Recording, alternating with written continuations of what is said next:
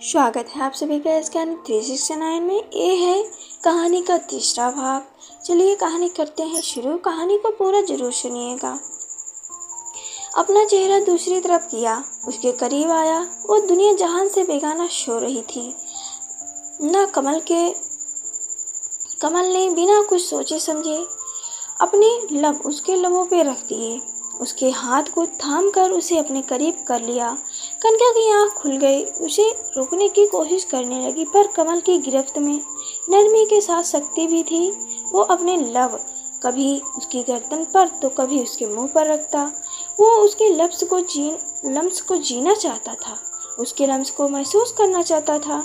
शिद्दतों में इतनी ताकत थी कि कनका की आंखों से आंसू बहने लगे। कमल दूर होकर कहने लगा, मुझे नहीं करना चाहिए था। वो उसे दूर हो गया। उसकी आंखों में बहुत ज्यादा आंसू बह रहे थे।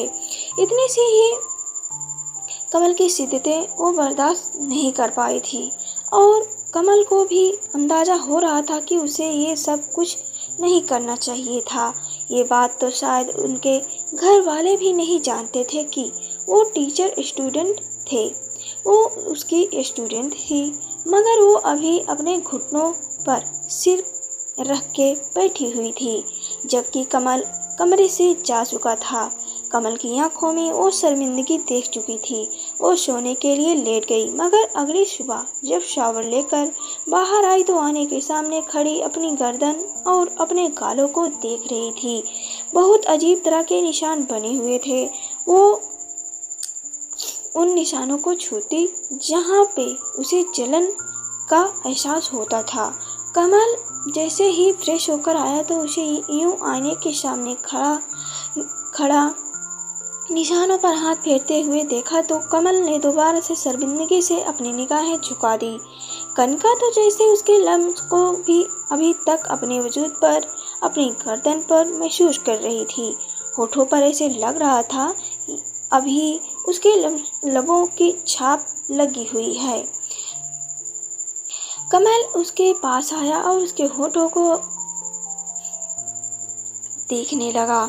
उसके दिल की कैफियत बहुत अजीब हो गई थी, मगर क्यों अपनी जुबान बंद कर चुका था।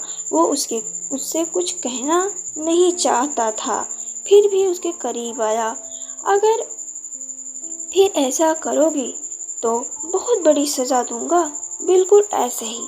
ये कहते हुए कमल उससे दूर चला गया। अगले दिन जब सब फैमिली वालों को इस बात का अंदाजा हुआ कि कमल जिस कॉलेज में पढ़ाता है वो भी उसी कॉलेज में ही पढ़ती है, और अब सब हैरत से उससे पूछने लगे, क्या तुम लोग एक दूसरे को पहले से जानते हो? कनका सबको बताने लगी, हाँ हम लोग पहले से जानते हैं, लेकिन बिल्कुल अंदाजा नहीं था कि ऐसे शादी हो जाएगी। कनका तुम ड्राइवर के साथ आओगी, और कॉलेज में किसी को बताने की कोई ज़रूरत नहीं है कि तुम मेरी बीवी हो। यूँ गुस्से और संजीदगी के मिलते जुले जज्बातों में ये कहता हुआ वो वहाँ से उठकर चला गया। लेकिन कनका की आंखों के सामने अभी भी उसकी रात वाली हरकतें घूम रही थी। अभी तक उसके होठों को अपने वजूद पर चलता हुआ वो महसूस कर रही थी। उसके बाद वो दोनों कॉलेज जाना स्टार्ट कर चुके थे। इतना दिन गुजरने के बावजूद भी अभी तक किसी को ये मालूम नहीं हुआ था कि वो दोनों मियाँ बीवी हैं। लेकिन उसकी दोस्तों ने ये महसूस किया कि वो पहले की तरह सर को तंग करने के नए नए बहाने नहीं ढूंढती, ना ही उनके पीछे जाती है। हालांकि पहले वो चली जाती थी। उस वक्त वो कमल की क्लास में बैठी हुई लगातार अपने हाथों को देखे जा रही थी, जहां दीवाना वार उसे सोता हुआ महसूस करके कनिका उसके हाथों को चूमता रहा कि आवाज़ सुनकर वो फौरन से होश की दुनिया में वापस आती हुई कमल की तरफ देखने लगी। भला उसके लेक्चर की तरफ ध्यान कहाँ था? रात वाली उसकी शिद्दतों की तरफ ध्यान था। वो जितना भी आगे बढ़ जाता, मगर इतना अभी आगे नहीं बढ़ पाया। कुछ तो वो कर ही चुका था। वो चारों तरफ क्लास को देखने लगी। सब कनका के चेहरे की तरफ देखे जा रहे थे। कमल के हर लेक्चर को वो बहुत गौर से सुनती थी और उसका जवाब भी देती थी, मगर आज पहली दफ़ा वो खामोश रही थी। कहाँ है आपका ध्यान? मैं कब से आपको नोट कर रहा हूँ। लेक्चर का एक लफ्ज़ भी आपने गौर से सुना है? मैं पागल हूँ यहाँ या बेवकूफ़ हूँ यहाँ बोले जा रहा हूँ? वो गुस्से में बोला। कनिका की आंखों में नमी तैरने लगी। क्लास के बाद मुझसे मिलिएगा, मैं आपको फिर से समझा दूंगा, वो गुस्से में कहता हुआ दोबारा से लेक्चर देने लगा। इसके बाद भी वो खोई खोई सी रही थी और उसका यूं खोया खोया सा अंदाज कमल को बहुत बुरा लग रहा था। कमल चाहता था कि वो सारा फोकस अपनी स्टडी पर करे। लेक्चर खत्म होने के बाद वो अभी तक क्लास में खड़ा बुक्स को देखे ही जा रहा था। आहिस्ता आहिस्ता सब क्लास वाले बाहर चले गए। जैसे ही क्लास खाली हुई उसने देखा कनिका अभी तक अपनी ही सोचों में मगन वहीं पे बैठी हुई थी। वो चलता हुआ उसके पास आया, उसके कंधे से पकड़कर उसे पीछे दीवार के साथ लगा दिया। आजकल कहाँ खोई होती हो? जब मैंने तुमसे लेक्चर के बारे में पूछा था तो मुझे बताया क्यों नहीं? वो गुस्से में बोला। तो क्या आप मुझे इसकी अलग से सजा देंगे? पहले सारी क्लास के सामने इंसल्ट तो कर ही चुके हो। वो शांति से बोली। अच्छा, ज़्यादा फील हुई क्या? वो इशारे में सिर हिलाने लगी और कमल की निगाहें तो लगातार उसके लोगों पर टिकी हुई थी जिन्हें वो अपनी निगाहों का मरकज बनाए हुए था।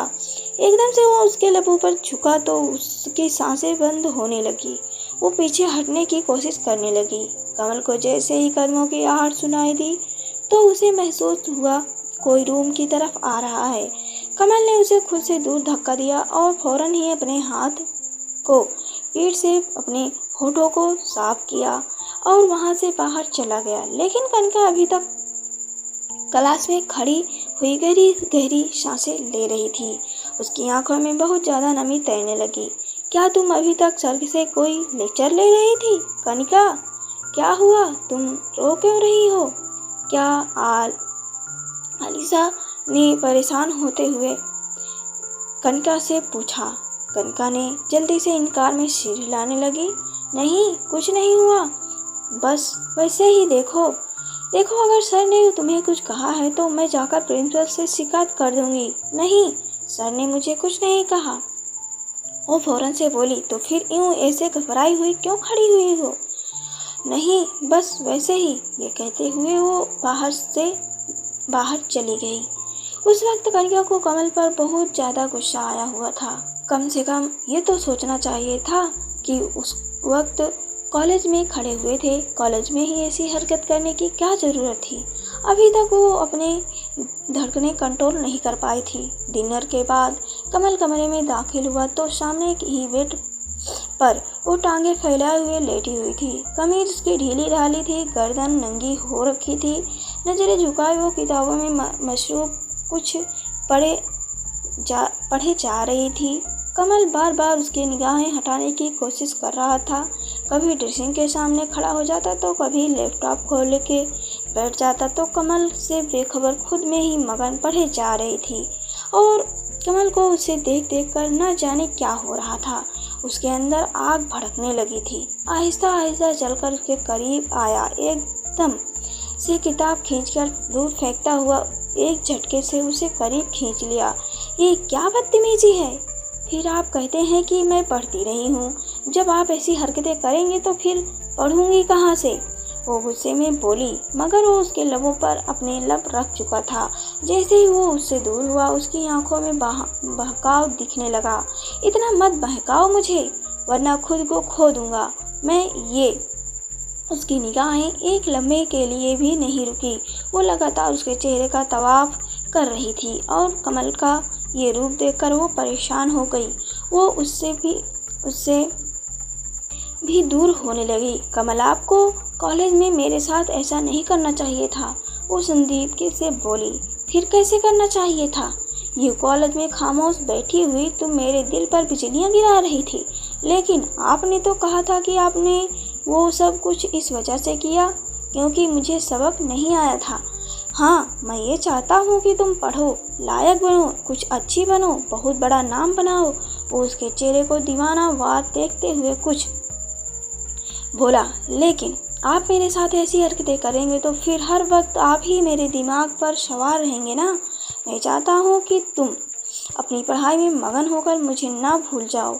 मैं चाहता हूँ कि कुछ लम्हे मुझे भी याद रखो, लेकिन आपकी ये हरकतें मुझे हर लम्हा याद आती हैं। फिर मैं कुछ कर नहीं पाती। उसका दिल बहुत शिद्दत से धड़क रहा था। आज पहली दफ़ा वो कमल के साथ इतने नॉर्मल अंदाज से बात कर रही थी। तुम मुझे बहकाती हो। अब यूं दोबारा से उसी बात पर अड़ा हुआ हुआ था। मैंने ऐसा कब किया? मैं तो ऐसा कुछ भी नहीं करती। ऐसे कहते हुए वो कमल के चेहरे को देखे जा रही थी, मगर वो बेकाबू हो रहा था। कनका हिचकिचाती हुई दूर जाने की कोशिश करने लगी, पर कमल की आंखों में कुछ ऐसा था कि वो इनकार नहीं कर पा रही थी। कमल उसे बेड पर लिटाकर उसके कान में सरगोशियां करने लगा। मैं भी इंसान हूँ, पत्थर नहीं। अगले ही लम्हे एक दफ़ा फिर से उसके ऊपर छुपता हुआ दीवाना वार उसे देने लगा। कनिका की सांसें बेकाबू हो गई। वो हल्की आवाज़ में कराहती। कनिका के वजूद में और ज़्यादा आग लगने लगी। वो उसके वजूद को न जाने क्या समझ रहा था। वो खुद को शराब किए जा रहा था। उससे अपने इश्क का यकीन दिलाने लगा। जैसे ही कनका को ये यकीन ना होता कि वो मोहब्बत करता है, वो उसे दूर चला जाता। ऐसा महसूस होता जैसे बरसों की तड़प हो, लेकिन अचानक खुद को पीछे खींच लेता, जैसे खुद से कोई जंग जीत ली हो। आज संडे था। उसने शुक्र किया कि आज कॉलेज नहीं जाना, मगर उसने देखा कि कमल रूम में नहीं था। शायद कहीं चला गया था दोस्तों के साथ।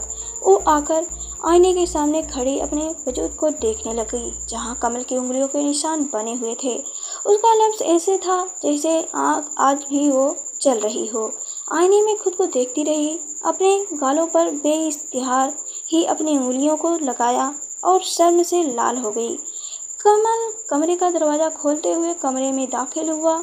यूं आईने के सामने खड़ी उसे अकेले अकेले मुस्कुराते हुए देखकर कमल के माथे पर बल उभर आए। नीचे सब बैठ कर रहे थे। संजीदगी रहा उसके चेहरे पर छाई हुई दुनिया जहान की संजीदगी कभी कभी उसे डर में डाल देती थी। बस मैं आ रही हूँ, यह कहते हुए बाहर जाने लगी। वह अभी दरवाजे के पास ही खड़ा था। वह वहाँ से जाने लगी। कमल ने उसके बाजू से पकड़ लिया। अपनी कलाई को कमल के हाथ की पकड़ में देखकर उसकी आंखों में एक अजीब सी चमक देखकर कनिका को एहसास हुआ कि उस वक्त वह क्या बदतमीजी करने लगा है। कनिका का दिल बहुत तेजी से धड़क रहा था। जिसे खुरस समझती थी, रोमांटिक नहीं समझती थी, वह इतना रोमांटिक होगा कनिका को बिल्कुल भी अंदाज़ा नहीं था। लेकिन उसकी नज़दीकी से घबराकर उसे अपना बाजू छुड़ाते हुए बाहर चली गई और कमल के होठों पर मुस्कुराहट बिखर गई। भागो मुझसे, कहाँ तक भागोगी? तुम यह चाहती भी हो मैं तुम्हारे पास आऊं, और तुम्हें अपने वजूद से डर भी लगता है कि कहीं तुम्हारे वजूद से तुम्हारी रूह ना खींच लूं, और वह भी खींच लूँगा एक दिन। वक्त के साथ उसे एहसास होने लगा था कि शायद उसका ख्याल रखना, लेकिन कभी कभी जब कमल के चेहरे पर संजीदगी छा जाती थी, वह सब कुछ उसे डराने लगती थी। उस वक्त वह पूरी कोशिश कर रही थी कि कमल की बातों का पर ध्यान दे, लेकिन बार बार कमल के चेहरे की तरफ ध्यान जा रहा था। वो पूरी क्लास को लेक्चर दे रहा था, मगर पूरी क्लास के होते हुए भी कनिका उसे सबसे अलग लग रही थी। जैसे उसमें कुछ ऐसा था जो कमल को बहुत खूबसूरत लगती थी, सबसे अलग लगती थी, और नजरें भी कमल की तरफ ही थी। और दोस्तों, कहानी की यह तीसरा भाग यहीं तक, और कहानी का अगला भाग आपको अगले भाग में मिलेगा।